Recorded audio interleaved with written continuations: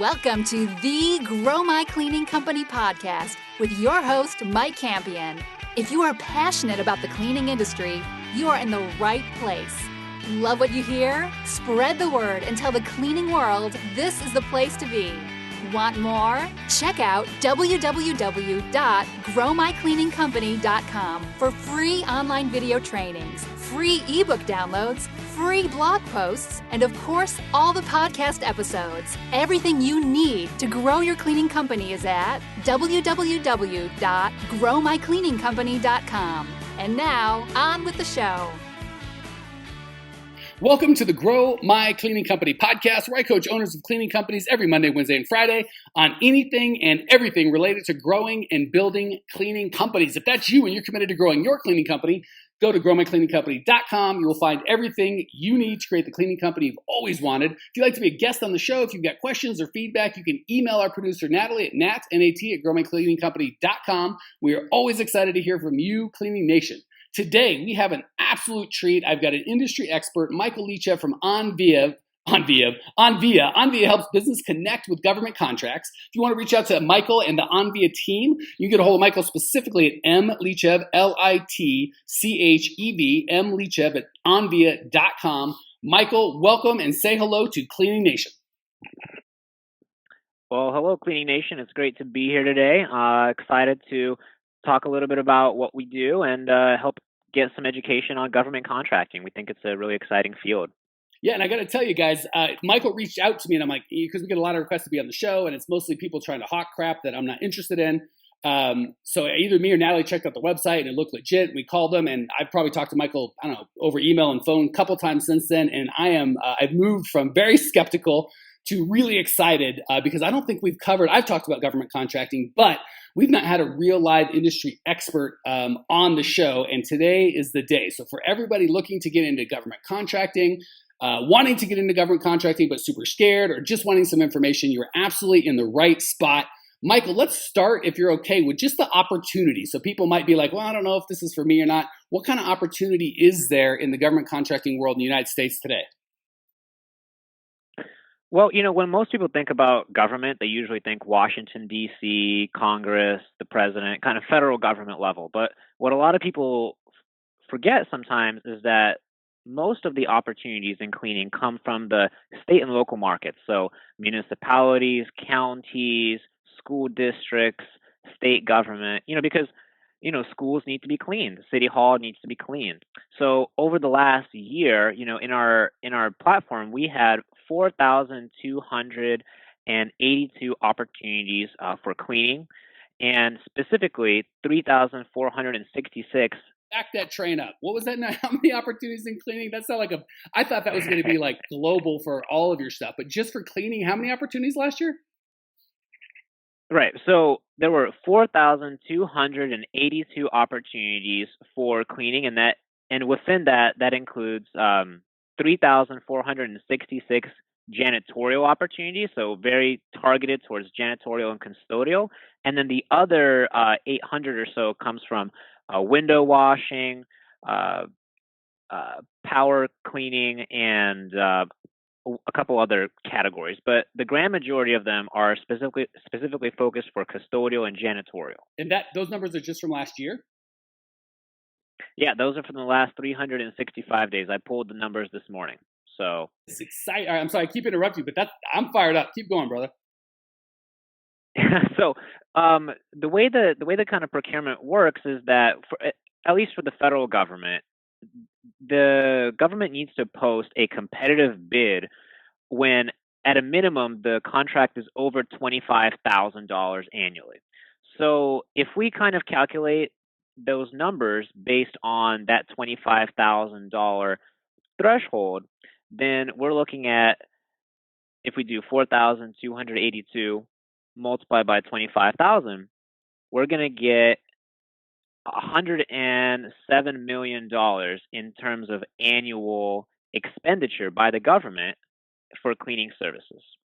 And then if we focus on those 3,466 janitorial opportunities, we're looking at $86 million in annual expenditure. Well, and at that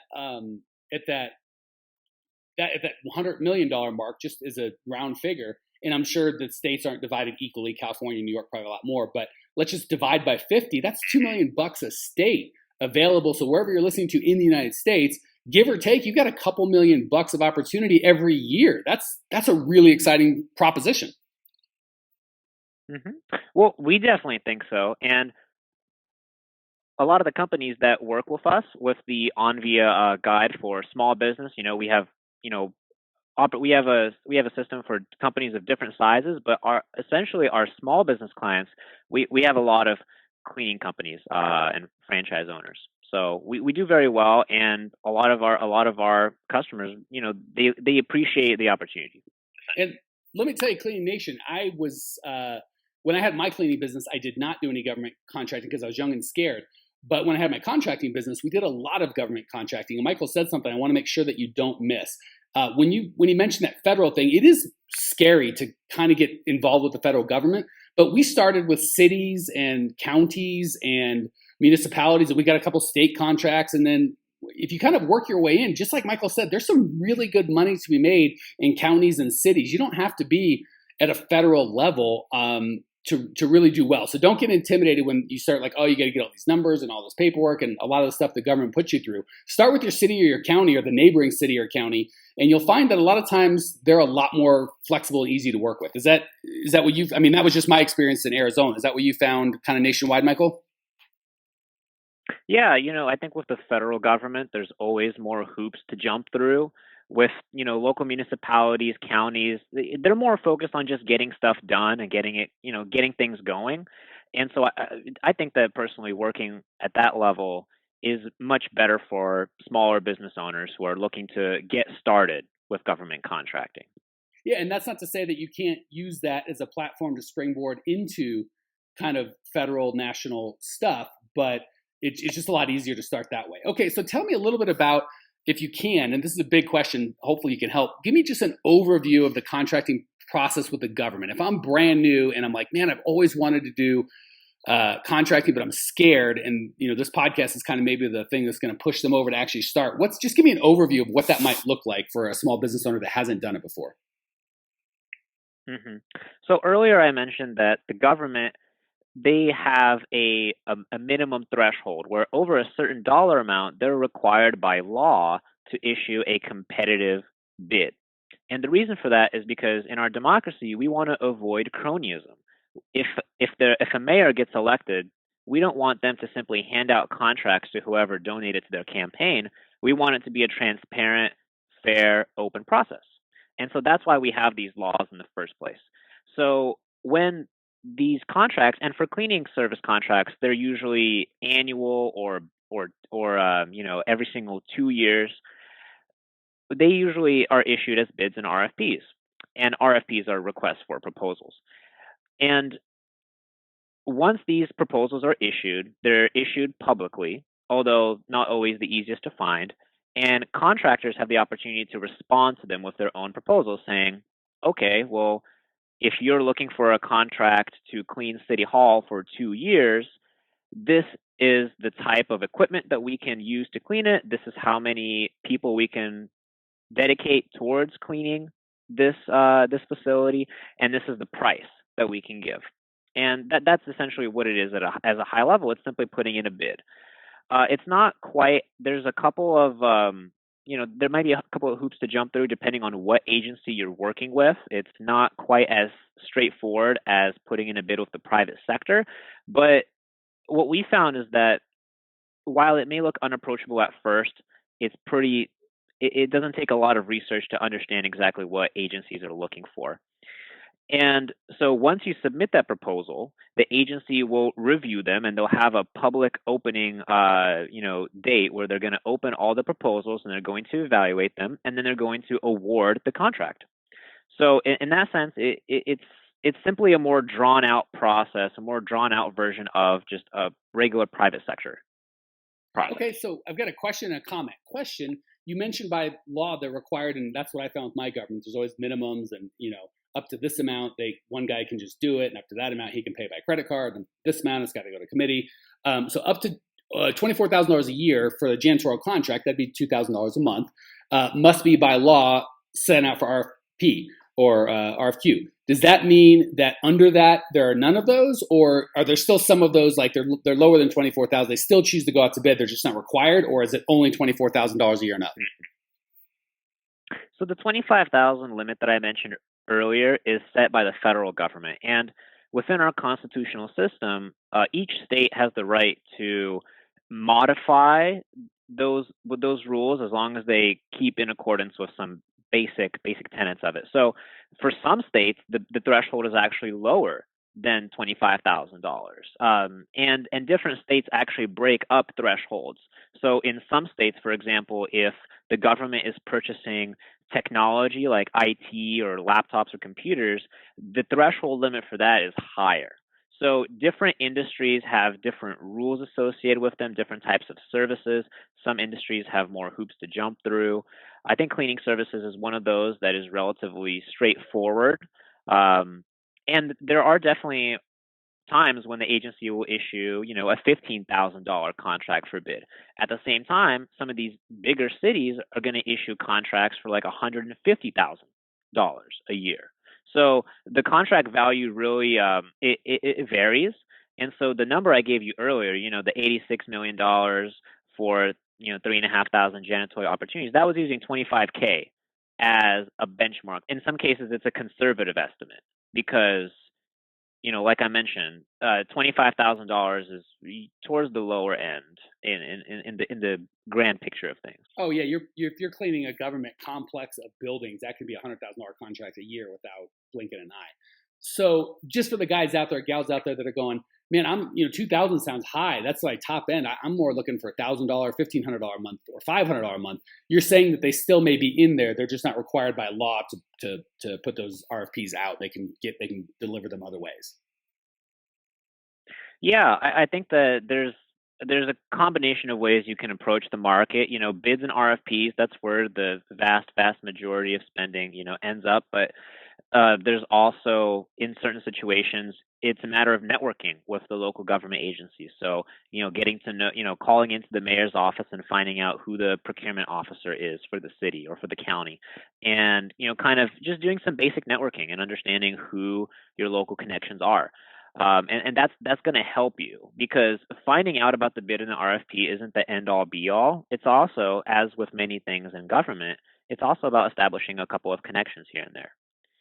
Yeah, that's one of the things I wanted to make sure I brought up, so we didn't, is helpful and useful and is time saving as it is to have all these RFPs like kind of found. That's really step one. Well, let me ask a couple more questions. I'll save my remarks for the end. So now that we've kind of got an overview of the government contracting process, my fear is I'm going to send Clean Nation out there and they're just going to move into a wall of bureaucracy and information that's not really well organized, or just not even know where to start. Like, man, I got fired up. I was listening to Mike and Michael talk, and I see the opportunity, and it didn't sound that hard, but I just need some help. Are there any resources out there, free or paid, that can help people through that process? Mm-hmm. Yeah, I think that the best place to start with is going to be something called a PTAC. So PTAC, and that stands for Procurement Technical Assistance Center. And that's a taxpayer-funded government agency. Their entire mission is to assist local businesses of any size towards finding and winning government contracts. And there's over 300 offices across the United States. If you go online and you simply Google PTAC locator, you'll get the website for APTAC, which is that's the master kind of branch of PTACs nationally, and you'll be able to locate a location nearby. And essentially what they do is they provide pro bono, or very, very close to it, consulting. So they can help you understand what the total market opportunity in your area is. They can help you put together a proposal to respond to a bid.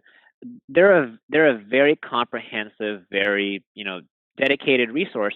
And it's not to say that all PTACs are created equal. Some offices are going to be more robust than others, but it's 110% worth your time to either set an appointment in person or set an appointment over the phone and just talk through with them where your business is at right now, what your goals are moving forward, and really just have a conversation with them about whether the government contracting market is going to be right for you, because it's not necessarily right for everybody. And if this is taxpayer funded, you're already paying for the service. So you use it or not, the price tag's the same. You're already paying through it for your taxes. And I like what you said about this isn't right for everybody, because the one kind of overriding theme I talk with my private coaching clients when they ask me about government is I'm not a fan of dipping your toes in. So if you're kind of like, well, I do some residential house cleaning and I've got a car dealership and then I work at the restaurant down the road and we do power washing and we do all this stuff. And I was thinking I might give government a spin. I'm not saying that can't work, but I would never coach you and do that. I'm kind of and this isn't for every industry, but for government, for me, it's in for a penny, in for a pound. If you're going to do this, it's going to take a little bit of time talking with the PTACs, using the resources, figuring out kind of the rules, written and unwritten, that they use. And once you've honed that skill, that can be a multi-million-dollar skill over the next couple of years for you, but it's going to take time. So if you're like, I'm just going to give it a try, you can get frustrated and go, oh, that's no good. Or even worse, start with, oh, I'm going to get all my designations as small businesses, Hispanic-owned, minority-owned, woman-owned, Pelican-owned, whatever the heck they got out there. And you think you're doing work by kind of knocking all this stuff out. Start by understanding. I think that PTAC is a much better place to start, because so many people start with, oh, I've got all these designations. How come all the work's not coming to me? Why aren't they just backing up the truck to my door and having contracts? Never works that way. I would start with the PTACs. Not that those designations are bad or you shouldn't get them. Just don't confuse that with work. And if you're going to do government, spend some time. This podcast is a great place to start. Onvia, I'm sure, has got some more resources, and we'll talk about that in a second. The PTAC, especially since it's free, sounds great. So spend a week or two doing some research and deciding, is this government work what I want to do? And if it is, you don't have to make it 100% of your business, but you're going to want to make it a real effort. Like, this is something I'm trying to do and I'm going to learn the ins and outs. You can make a ton of money, but the worst case is when you start and you just want to dip your toe in, and 3 months later, you spent time and money getting a designation or doing this or that. You never end up getting a contract. That's how people get burnt out. Any thoughts on that, Michael? Yeah, I mean, I'd really have to, I have to agree with a lot of what you said. I think that it's something that you do want to research, and you want to understand whether it's really going to be the right fit for you and your business based on where you are. Because if you're in a more rural area, not a lot of government nearby, it's not really going to be, especially lucrative unless you expand your business beyond your current geography. But if you're in a metropolitan area, it doesn't even have to be a really big one. The fact that there's so many, there's 90,000 different government agencies across the country. Like that, it's a huge amount, huge market. But you're totally right, Mike, is that you want to do your research, and then once you figure out whether it's right for you or not, you really should commit to learning the ins and outs, understanding how the process works, and really understanding the needs of these agencies. And once you get that first contract, really, once you have a track record, it becomes easier to move forward and to grow. So really, it's just a matter of putting in work up front, just like in business, just like in any business. You have to put a lot of work up front, and then you'll get the results as you grow, as you move forward. Yeah, and I'd like to share some of my experience with the government, just because I think it could be really helpful for a cleaning nation, save you guys a lot of steps. So again, this was in the contracting. So full disclosure, I didn't do any government work when I had my cleaning business. This was when I had my contracting business, but we made a lot of money with the government. And I found a couple things. First, and this is hard for most entrepreneurs to get, because we think let's just get it done. Let's make it work. Let's do what makes sense. When I was dealing with the government, I found, and again, I'm always telling you guys, you got to go for pain. Don't do what don't go out and tell them about you and what you think is important and me. Couldn't be less interested. Your customer's only interested in themselves. People forget that when they're working with the government, it's the exact same thing. The government is only interested and worried about their own, what they're trying to get accomplished, right? Which is fine. So just because it's not residential or commercial, you're not dealing with a business owner or homeowner, that doesn't mean you can throw pain out the window and just say they want lowest bid. Totally not the case. They'll say they want the lowest bid, but what they really want is the lowest qualified bid. And it is insane.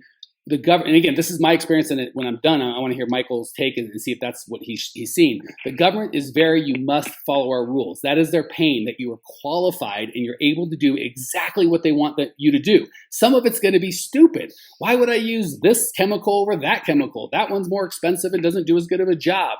Or why would I clean between? They're going to have requests that seem odd. Not as much in the sometimes in the fulfillment, but often in the bidding. Weird stuff where it's like, you can tell they're trying to say we want a big business or a business that's done this before, or you can kind of get what you think that they're trying to say, but they will not make the decision based on what they're trying to say. They'll make the decision on exactly what they said. We got $1 million bid from a government because we were working with a contractor. Contractor was third in line, meaning he was not the highest, he was not the lowest nor the second lowest bid. He was the third lowest bid, and he ended up getting it awarded because the first guy turned it in late, the second guy turned it in on time, but didn't turn it in the proper format. The contractor was totally qualified. He'd done lots of government work before, but he didn't do it in the proper format. And our contractor, the third guy, challenged it and said, these first two bids are not good. And I hate to say it, for the better, as a taxpayer, for the betterment of the community, that they were fine, but they didn't follow the rules, so they got kicked out. So if you're going to work with the government, my experience has been, you've got to become a master rule follower. Look at and exactly to the letter, not the spirit. They don't go by the spirit, they go by the letter. If someone turns something in at 5:01 p.m., any one of us would go, it's fine. Even though we said 5 o'clock, the spirit is, kind of around this time. The government, they won't do that. So make sure I don't want to say take common sense out, but just make sure when you're doing the bids, you understand the bidding process, you read it to the letter of the law, and you follow it exactly. That's the government's pain. We have a system and a process, and we want you to follow the system and process exactly, even if it doesn't make sense. I'm just giving away their secret. That's their pain. Everyone thinks it's low money. It's not low money. Low money is second or third on the totem pole. They don't care totem pole. They don't care how cheap you are. They only care if you can execute the bid that they want to execute it and perform the work exactly the way that they want the work performed. Even if it's dumb, even if you're like, I've got a better way, I can do it better for free or for less money. They don't care. They want it done the way that they want it done. That's that. Whew! Sorry, Mike, I got myself all fired up. Any thoughts or comments on my mini rant before we go on?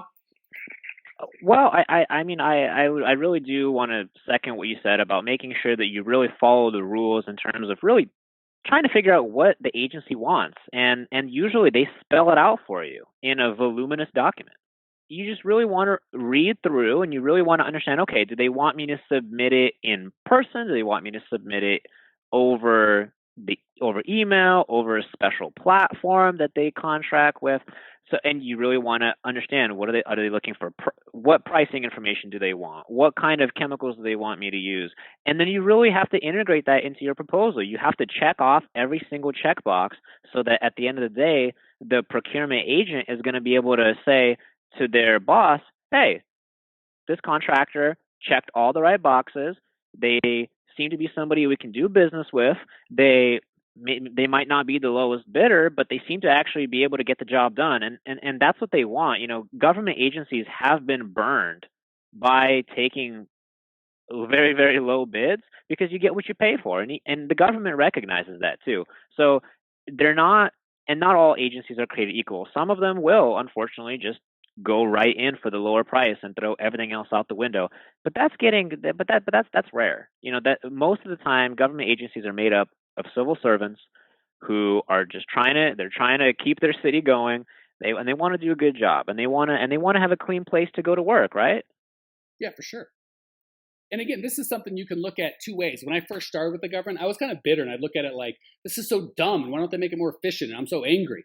And it didn't work. Or you could look at it as, this is a huge opportunity. Everybody else is going to go for low bid, and they're going to go, oh, the government, when they say dot this I, cross this T, turn it in this kind of type font with this kind of spacing, they don't really mean that. That's exactly what they mean. So I moved from, and I'm going to encourage you to start at seeing that as a blessing, as I understand the government's pain. They're very particular about how they want their bids done and how they want their work performed. And whether it makes sense to me or I agree with it or not, doesn't make any, I'm not the buyer. I'm not the one with the money. So I would really look at it as an opportunity to kind of outpace yourself. It's really nice when there's a big pile of money and they're not looking for lowest bidders. They're looking for most qualified bidder, or the guy that will dot the I's and cross the T's exactly the way they want. So anyway, I just want to encourage you to look at that as a resource and an opportunity, not as a frustration, because it really can be both. But let's look at the glass is half full. Okay, so that PTAC was amazing. If you're considering getting into government contract, I would start with that Google search immediately. Any other free resources we need to know about or that would be helpful? Yeah, there's a couple of resources. We have the Small Business Administration, which is a federal government agency. They have some resources online about the procurement process. They also have some information about, set-asides, becoming a woman-owned business or a minority-owned business or a veteran disabled-owned business. Kind of like Mike said earlier, really you want to focus on actually solving the problems the agency has. Those certifications, they can be very helpful and they can be a competitive advantage. But you also want to understand that just because you have a certification doesn't mean that you're entitled to a contract. It means that you still have to have the business necessary to be able to execute. So I would definitely look into that. I would try and understand what kind of opportunities you have. There's a program called the Hub Zone program, historically underutilized business zones. Those set asides I mentioned earlier, they could be a competitive advantage. But I think that also Onvia, we've been in business for 15 years. We've been publishing a lot of content. We have a lot of research out. We have a lot of blog posts on government contracting 101, essentially. What is the difference between an RFP and an RFQ? How do we write a proposal? And all that content, that's free. That's on our website. You go to onvia.com, go to the business resources section, and that's great. That's kind of a service that we provide just to make sure that, people are aware, people can educate themselves. So I think that would be a really good place to go. And then real quick on the previous point that Mike made, about, how sometimes he was a little frustrated earlier with the kind of the pace of government contracting. I think the one thing I want to say is it's getting better. Government is becoming more efficient, especially with how technology is coming along. But I really also want to emphasize the potential for civic impact that a business can have working with government. For example, cleaning a school. If you're a company that is able to clean a middle school, an elementary school, and you do a great job, what you're doing is you're kind of a pillar of the community at that point. You're really ensuring that the kids in your neighborhood have a good place to learn, to grow. And I think that's really kind of what business in many cases is all about, is it's providing a quality service that really adds value to your neighborhood and to your community. And I think that's a very powerful, empowering way of doing business. Yeah, and Clean Nation, for everybody that may have missed that, because it might have sounded a little like, like hunky-dory and like kind of Michael given the company line. I'm not knocking you, Michael. I couldn't agree more. I just want to say that's what I'm always preaching in different words. It's all about core values, and you want to do business with the people that share the core values. So if it's important to you to give back to the community and to serve, man, what bigger platform is there than, again, not that you're not giving any value when you're cleaning Mrs. Johnson's house, you're hopefully changing her life and her family's life and allowing them to have more family time together.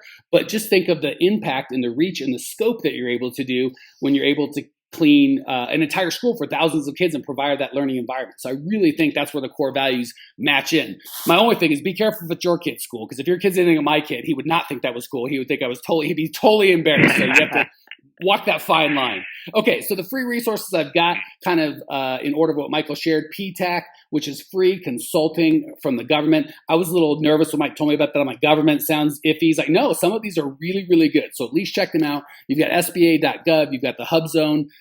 You've got Onvia, which is nice because they're obviously a for-profit company, so they're kind of motivated to give you really good advice, whereas the government is more, just a different institution. So those are really great places to start. First thing, and I feel this kind of going through Cleaning Nation's mind, what if there's listeners out there going, I'm too small, I'm too scared. Even with everything he said, I feel better. I feel a lot better than I did at the beginning of the podcast, but I'm too small. Is there any size or business setup that you're like, yeah, that is too small, you may not be ready, or any perfect time to start getting into government? Give me some feedback for those people, if you would, Michael. Mm-hmm. Yeah.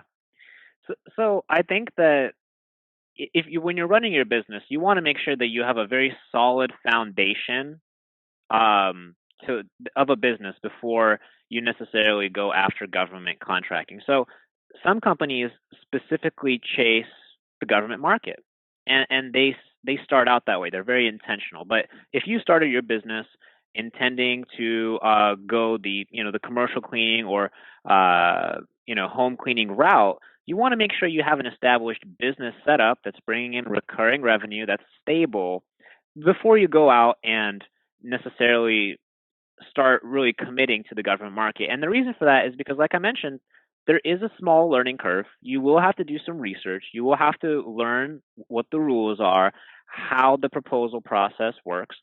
And that's not terribly difficult. It just takes a little bit of time, but you want to make sure that you're not disrupting too much the flow of your stable business, the business that the foundation that you've laid. So as I mentioned, there's a lot of great resources. PTAX. It doesn't cost anything to go in and have a visit. I think that research doesn't cost anybody any money, maybe costs a little bit of time. But if you're concerned about growing your business, you're just starting out, I would, unless there's a really good local opportunity, like there's like one or two local city halls that you think might be a really, really good fit, I would probably hold off on really aggressively pursuing the government market just until you lay a really solid foundation that you can build upon, if that makes sense. That makes a ton of sense. And before you get too scared, because I know we've kind of been maybe talking it up a little bit, but the reality I found, and again, it's not fun, but it's also not hard, is if you really want to know how to do well in government, and again, just like Michael said, have a foundation. You don't want this to be your first contract. You probably have trouble getting it because the government's not going to want you. But if you're established, you've got some employees and some processes, and you've got some successful clients that aren't government, and you want to get into government, really the short lesson in government contracting is get the RFP, the request for proposal, the request for quotation, and just read the dang thing page for page. And it's tedious. It's awful. It'll take you 2 hours of your life you'll never get back. But your competition is probably not going to do it. And you will find a gold mine of information in there just by reading it. So don't make it harder than it is. And especially when you got these resources like PTAC, Onvia, HubZone, SBA, all those could be helpful as well. All right, so let's talk a little bit about Onvia. We've kind of obviously told everyone that this is what you do full time, is help government connect with small business, and a lot of your customers are cleaning companies. Tell me a little bit about Onvia generally, kind of big picture, just so we know who you really are, and then specifically how you guys help small business owners or owners of cleaning companies, really. Yeah. So Onvia, we've really positioned ourselves to be at the core of government contracting, where we're able to work with businesses pretty much of any size, from local cleaning company up to middle market, service company, all the way to large, multinational companies like, for example, Ford, is a customer. And you can go onto our website and you can see some of our other client success stories to get an idea. But ultimately, what our mission is it's to empower people in the business to government space to really pursue the market as it should be done. Government contracting is very disorganized at this current stage. Like I said, 90,000 different government agencies. You have federal, state, county. What we're trying to do is we're trying to organize all that information, and at the same time, we're adding value to it. So if you're a larger company and you would like to have information about what contracts are going to be coming out in the future, what kind of term contracts are up for renewal, we can help give you that information. We can help you understand, based on companies' budgetary plans or on agencies' budgets, what kind of spending opportunities there will come in the future. And really, at the same time, we're also just focused on creating a more efficient marketplace, and we're trying to really push the civic impact of our company. We want to make the marketplace better so that we can empower businesses like yours, local cleaning companies, to be able to get into the market without it being as much of a hassle as it is today. We want to lower the barriers to entry, and we want to make it easier for companies within the local communities to give back. And ultimately, what that's going to do is that's going to create a stronger country, and it's going to create stronger communities. So if I want to get involved with government and I'm like, all right, this Michael guy sounds like a genius. The Onvia people must be good. What specific services do you all offer? So for companies that are looking to start working in just maybe their local areas or maybe within their local state, we have a platform called the Onvia Guide for Small Business, and this is custom made for the small business owner who is looking for a flexible arrangement.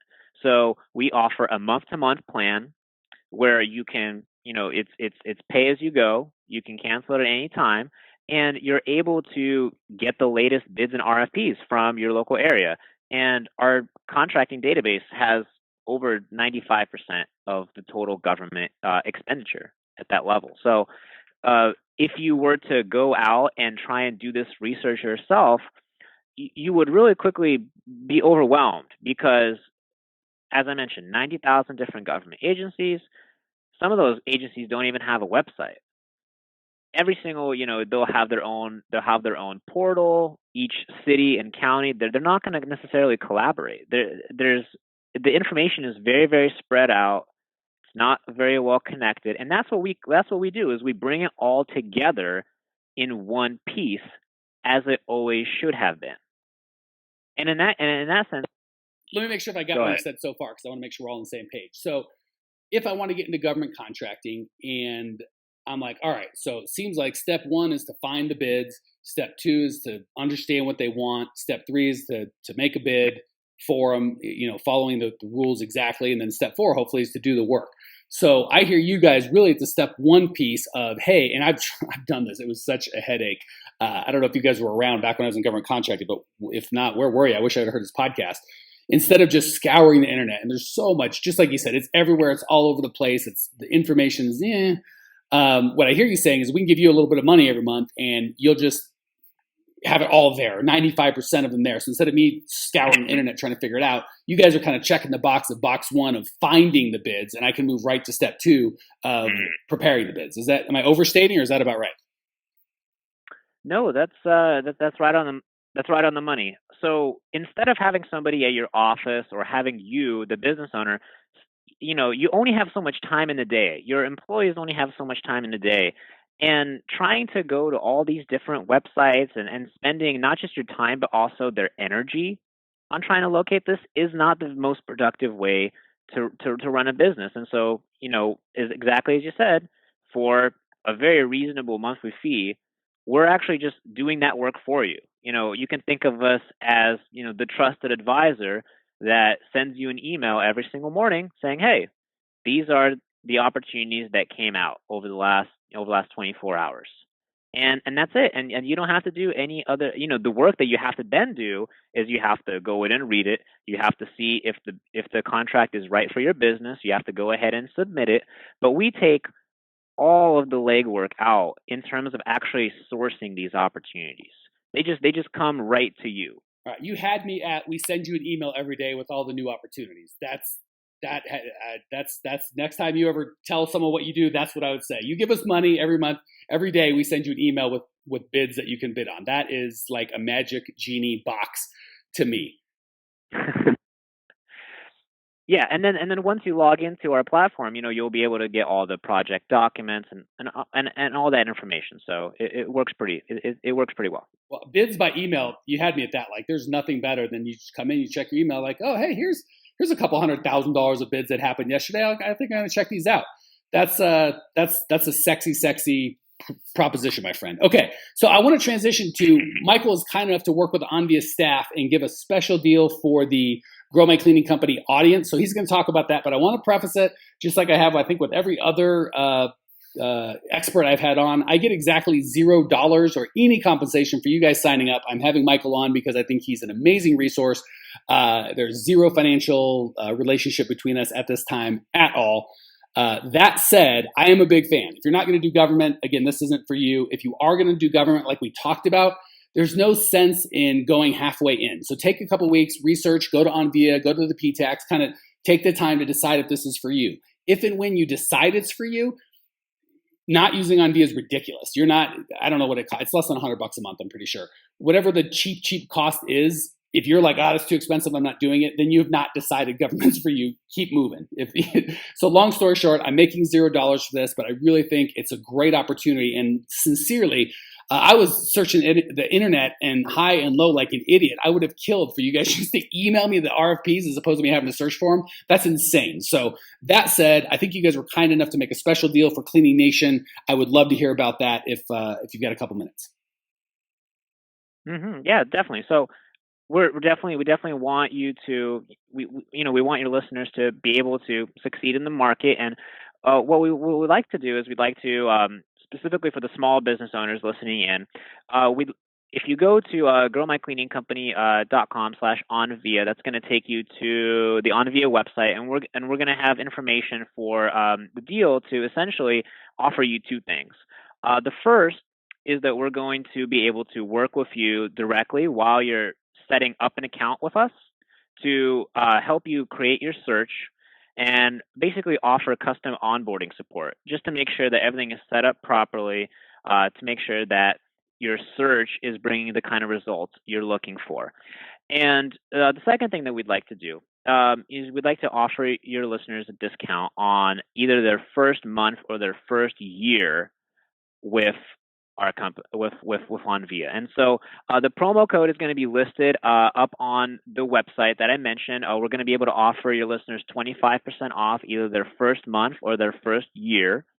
The pricing starts at $45 a month for information of the local metropolitan area. So we're definitely happy to work with you and help make sure everything is set up, and all that information is going to be live on our website. All right, so I'm going to repeat what I thought I heard, because it sounds pretty good. First of all this is at growmycleaningcompany.com/Onvia. So if you want all this extra cool stuff, that's where you go, growmycleaningcompany.com/Onvia, ONVIA. What I heard you saying is two things, and I'm excited about both. 25% off your first month or your first year. So I'm no dummy, but if I'm committed to the government stuff, then I'm just going to do the year and get the 25% off the whole thing. But that's just me. And then what I'm even more excited about is maybe a special onboarding process. Because again, the $45 a month, that's not really much money, but I'm assuming the software doesn't work unless you get it set up, right? We've got to get it set up so the right bids are coming to my email every day. And when I know how to go to the website and get the information I need, you're going to kind of give Cleaning Nation a little special help on that process. Am I talking out of turn, or is that all correct? No, that's all correct. The registration process in itself, it's all done online. It's pretty simple, but again, we're here specifically for listeners at Grow My Cleaning Company, just to make sure that everything is going well. So I'll be available to answer any of your questions that you might have. I have a couple colleagues who will be available as well. And if you are looking for some additional information about some of those resources that I mentioned, PTAX, SBA, I'm also happy to point you in that direction again and just answer any additional questions that you might have. Yeah, I got to say, in the time that I spent with Michael up into kind of preparing for this podcast, I have found him to be really sincere and a guy that absolutely just wants to help small business owners. And he was kind enough to give his email address at the beginning of the show. So hopefully we've given you enough information to either decide government contracting is not for me and we saved you a bunch of time and money. God bless you. Fantastic. Or we piqued your interest and you're saying, man, this is something I really want to look into. And we've given you the resources you can do to check it out. And then, of course, the third category, the people that are already doing government or have decided they're going to do government. Man, if you don't take advantage of that Onvia, that's crazy. Like I said, as someone that's done government work, I would have paid 10 times $45 a month to have somebody email me all of those hand-picked proposals at my doorstep. That would have been awesome. So I got to say, Michael, thank you so much for joining us. Thank you for sharing your passion, your expertise. I appreciate you. I know the Clean Nation appreciates you. Again, if you want to check out Michael's show notes page and get everything you need to get grow your cleaning company, it's all at growmycleaningcompany.com/Onvia, ONVIA. Leave your questions, your comments, your rude remarks, and I will see you there. Congratulations!